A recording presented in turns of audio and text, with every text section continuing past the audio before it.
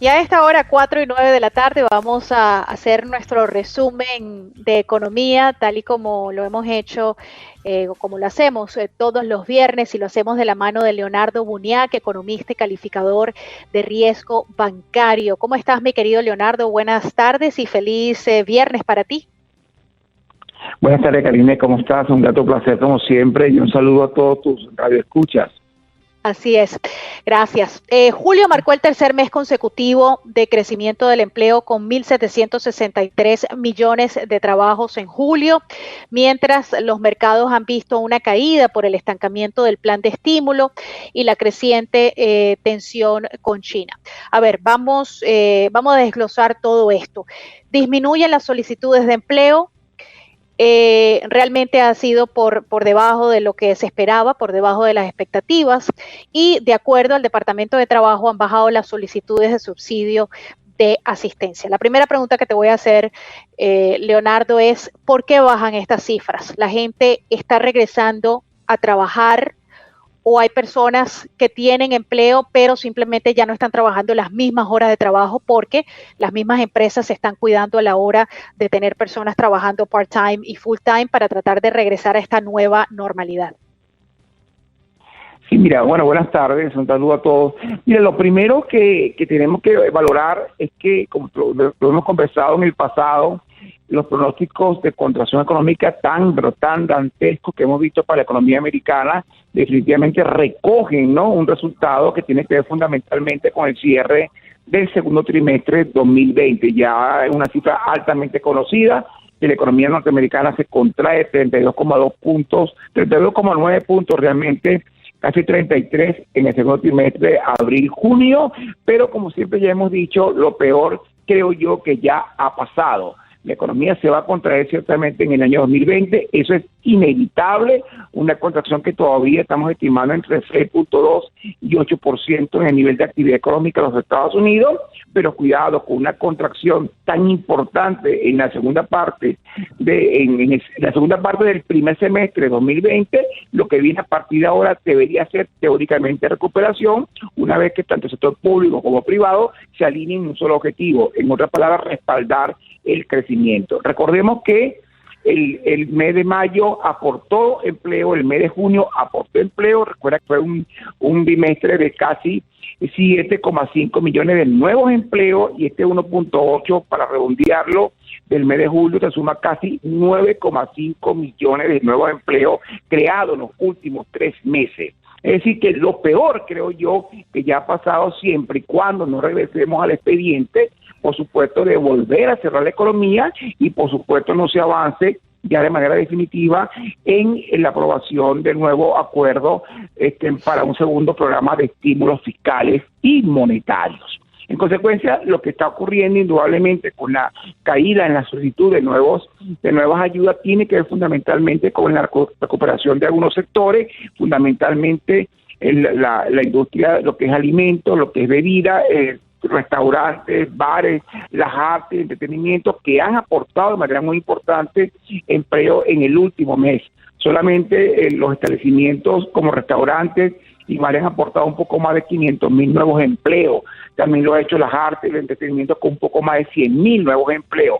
Es decir, son sectores que fueron muy afectados indudablemente por el proceso de confinamiento, de aislamiento y cuarentena social, que ahora en un contexto, a pesar de que la nueva normalidad es la covidianidad, bueno, a pesar de ello, sin embargo, son sectores que están aportando de manera muy importante al empleo en los Estados Unidos. Los resultados, Karine, los estás viendo.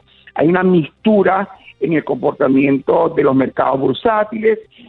Todo debería apuntar en que los mercados tienen que haber cerrado o un alza, pero hay otras noticias sombrías, ¿verdad?, que de alguna manera le restan, digamos, dinamismo al mercado bursátil. Tiene que ver fundamentalmente todavía con la falta de acuerdo entre demócratas y republicanos para la aprobación del segundo plan de estímulos fiscales, y por otra parte algo sumamente preocupante, que son la escalada de las tensiones, que tenemos que hablar de eso, entre Estados Unidos y China. Cada mes que pasa se está haciendo más difícil poder recobrar, Leonardo, el impulso que existía en la economía prepandemia, ¿cierto? Ciertamente, vamos a estar claros. Recordemos que la economía norteamericana crece en el año 2019 aproximadamente un 2,9%, un crecimiento que, por cierto, lo pone como líder en crecimiento de todas las economías avanzadas del planeta. Recordemos que China no está entre las avanzadas, en las emergentes, como parte de los BRIC, así que la mejor referencia de crecimiento de la economía global indudablemente era Estados Unidos. La apuesta para el año 2020 es una apuesta moderada, indudablemente quizás por debajo todavía del real potencial de crecimiento de la economía norteamericana en el largo plazo, que siempre fue más cercana al 3%, pero definitivamente un crecimiento bastante importante. Todavía falta mucho para que se pueda recuperar indudablemente ese empuje que traía la economía norteamericana en los últimos 5 años, pero ciertamente cerramos el mes de enero con un desempleo de 4%, o sea, esto no tiene precedente histórico en las últimas décadas. Bueno, hoy la tasa de desempleo, que apostaba a estar cercana al 19% para mediados de año, fíjate tú que se acaba de reducir a 10.2%. La mayoría de los analistas, Karine, apostaban que la tasa de desempleo iba a reducirse, pero hasta un 10,5%, es decir, que los resultados en el mercado laboral son altamente positivos. Ahora, vamos a estar claros que es el resultado del primer programa de estímulos fiscales y, por otra parte, la desescalada que se ha hecho en algunos sectores de la economía norteamericana. Recordemos, y esto es básico comentarlo, el dilema de la doble curva, la curva sanitaria versus la curva económica. En la medida que tú cierres la economía, en esa medida que tú confines y hagas cuarentena para poder reprimir o suprimir a COVID-19, en esa medida debes tener conciencia que tú vas a contraer el nivel de actividad económica porque empresas estarán cerradas, habrá un shock de oferta porque se rompen las cadenas de suministro, pero por otra parte habrá un shock de demanda por la caída en el nivel de empleo, la gente que sale a la calle despedida, que ya no podrá hacer uso del consumo. Y el consumo es muy importante, y creo que la vez pasada lo comentábamos, que de todos los sectores de la economía norteamericana que forman la ecuación del Producto Interno Bruto, el consumo privado es la variable de mayor peso y más importante. El consumo representa 64% del Producto Interno Bruto de los Estados Unidos. No se discuta más. Es extremadamente importante que la economía americana consuma, y allí que un decreto, ¿verdad?, presidencial para buscar la aprobación del segundo plan de estímulos fiscales, yo la apoyo totalmente, porque tú no puedes romper esa inercia. Sería criminal contra la economía americana romper la inercia del crecimiento y generación de empleo que ya acumula entre mayo, junio y el cierre de julio 9,5 millones de nuevos empleos creados para llevar el desempleo a 10.2%, que apostaba a estar en niveles de 19%, incluso más para mediados del año 2020. Eso parece que no lo ve la parte contraria, mi querido Leonardo. La única manera de salir de esta situación en manera económica, porque esto ha sido una crisis que fue inducida por el tema de salud. La única manera de salir de esto en materia económica va a ser con la vacuna o con una medicina. ¿Aló? ¿Me escuchaste, Leonardo? Sí, no te escuché bien. Te comentaba que esta desmejoría de la economía ha ocurrido por una crisis de salud. Ahora, la pregunta mía es la siguiente: para mejorar nuestra economía, la única manera de salir de esto va a ser el día que tengamos una vacuna o el día que tengamos una medicina, o sea, que la gente pueda salir libremente a las calles en esta nueva normalidad, pero ya conscientes de que existe una medicina o de que existe una vacuna, porque vamos a estar claros, hay cifras que ya están, que se están estudiando, de que hay personas que no confían en la vacuna en primera instancia, van a esperar algún tiempo, hay otras personas que simplemente no se van a vacunar y prefieren esperar por una medicina. Pero la pregunta mía es la siguiente: ¿la economía regresará a esta nuevo normal solamente una vez que se tenga una vacuna o una medicina? Mira, definitivamente yo creo que no hay que convivir, hay que aprender a cohabitar con COVID-19 y hacer que la economía funcione, hacer que nuestras familias sean felices, hacer que los niños puedan regresar a las clases y nosotros podamos regresar al trabajo. Definitivamente ya no hablemos de la cotidianidad, vamos a hablar de la covidianidad, en otras palabras, porque eso se convierte en la nueva normalidad. Cuando miramos, por ejemplo, Karinés, el mercado petrolero, hoy viste que hubo una caída en el precio del petróleo de casi 0,30% para cerrar cerca de 41 el WTI. Bueno, básicamente esto se debe a que nuevamente la demanda petrolera se acaba de debilitar. Tuviste como la OPEP Plus, que reúne a la OPEP más los países productores no OPEP, donde está la Federación Rusa, Kazajistán, Azerbaiyán, está Turkmenistán, importante productor del Mar Caspio. Bueno, hicieron un aporte para reducir la producción en 9,7 millones de barriles diarios de crudo. Y eso hizo que el precio del crudo más o menos se recuperara y hiciera inflexión hacia el alza. No obstante, vuelve a deprimirse porque el factor determinante, el vector determinante del restablecimiento del equilibrio en los fundamentales que rigen el mercado petrolero, sin duda es la demanda de petróleo. Y esa demanda se va a recuperar en la medida en que el síndrome, ¿verdad?, higiénico se vaya recuperando, en la medida que la curva médica o sanitaria definitivamente se recupere. Y eso tiene que ver definitivamente con una vacuna que ya de alguna manera permita que la economía se desescale, o por otra parte que aprendamos todos entonces a cohabitar con este flagelo y por supuesto hacer que la economía funcione. Lo que sí está claro y es sumamente cierto que, y esto es importante, Karine, tanto tú como yo, como cualquiera, contaminarse, contagiarse de COVID-19 es una posibilidad. Incluso morir por COVID-19 es parte de una estadística, pero morir de hambre por no poder trabajar es casi una certeza. Y eso es algo que los gobernantes tenemos que aprender a nivel global, que tienen que entenderse porque los pronósticos, ¿verdad?, para el número de fallecidos en el año 2020 como consecuencia de suicidios, como consecuencia de hambruna, son extremadamente importantes. Estamos hablando de que el número de pobres, según plantea Naciones Unidas, puede pasar entre nuevos pobres en el mundo de 100 millones a 500 millones de nuevos pobres en el planeta si el ingreso per cápita se reduce entre 5 y 15% aproximadamente.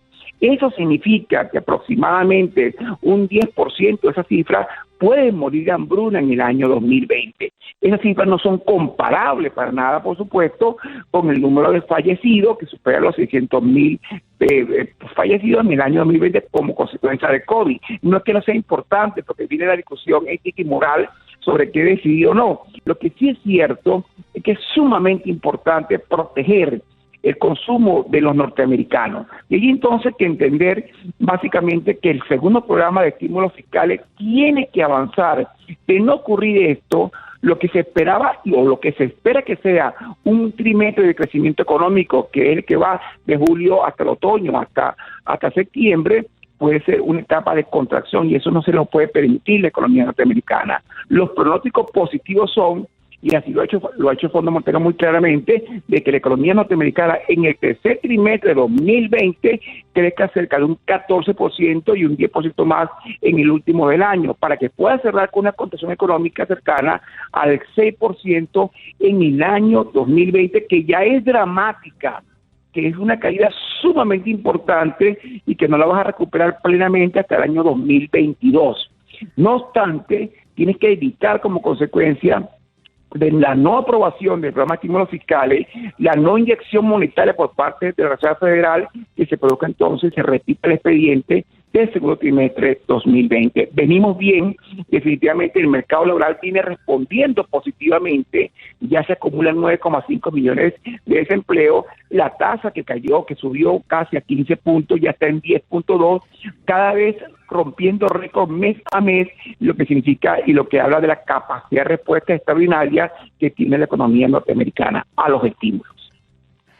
Leonardo, Amigos oyentes, estamos conversando con Leonardo Buñac, que él es economista y calificador de riesgo bancario.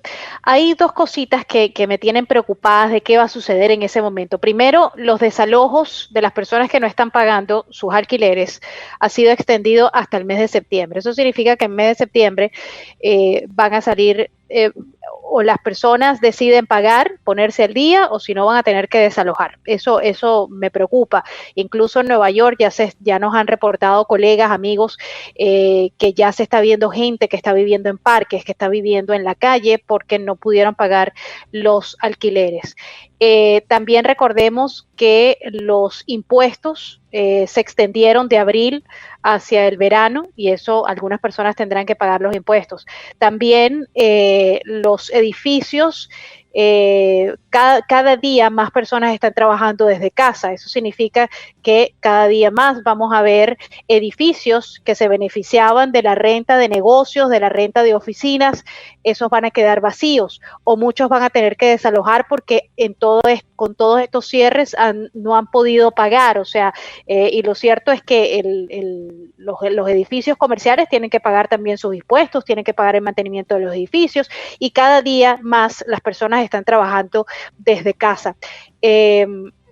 ¿Tú crees que se va a empeorar la situación de no cambiar, de no encontrar una vacuna pronto, de no tener una medicina pronto, de que continúen estos cierres, de que continúe la gente con miedo a salir o protegiéndose y tratando de minimizar sus salidas a la calle? ¿Tú crees que esto va a causar un debacle aún más fuerte en lo que es la economía? Yo no creo que lleguemos a un debacle igual al que ocurrió entre marzo y abril del año 2020. Recuerda que el mes de mayo ya comenzó a ser un mes de recuperación en la medida que la desescalada comenzó. No creo que se repita indudablemente porque entramos en una suerte de confinamiento radical en la economía norteamericana. Sin embargo, no hay duda de que si ocurre un revés en el proceso de reapertura económica, la consecuencia inmediata va a ser, sin duda, un shock de oferta, donde indudablemente tendremos nuevamente negocios cerrados, empresas que producen materia prima, productos semielaborados, productos intermedios. No harán llegar estos productos a los productores, a las factorías de productos finales. Ahí tienes un shock de oferta de bienes y servicios, pero por otra parte el despido de empleados, estamos hablando de un shock de demanda porque vas a atacar definitivamente el ingreso. Y recuerda que el ingreso personal disponible es igual al ingreso nominal y corriente menos los impuestos que pagas más los subsidios que recibes. Si no recibes nuevamente ese cheque de $1,200 más el seguro de desempleo en un contexto que tienes pago de impuestos o ingreso corriente cero, es obvio que el consumo se va a afectar. Pero también otra variable muy importante, tu capacidad, como lo acabo de comentar, de honrar obligaciones contractuales como el pago de los alquileres, pero una muy importante también, el impago de las hipotecas. Y ahí entramos entonces a otro sector sensible, que es el sistema circulatorio de la economía norteamericana, que es el sistema financiero. El tema de la exponenciación, el aumento de los niveles de morosidad de la cartera inmovilizada, el deterioro de la calidad de la cartera de crédito y el aumento del riesgo latente del portafolio de crédito de la banca norteamericana, que hasta el momento ha mostrado señales muy claras de solidez. Yo creo, Karina, que es importantísimo que se entienda, yo sé que esto no es fácil, subordinar el discurso político al discurso técnico económico, independientemente de que estamos en este momento en campaña electoral.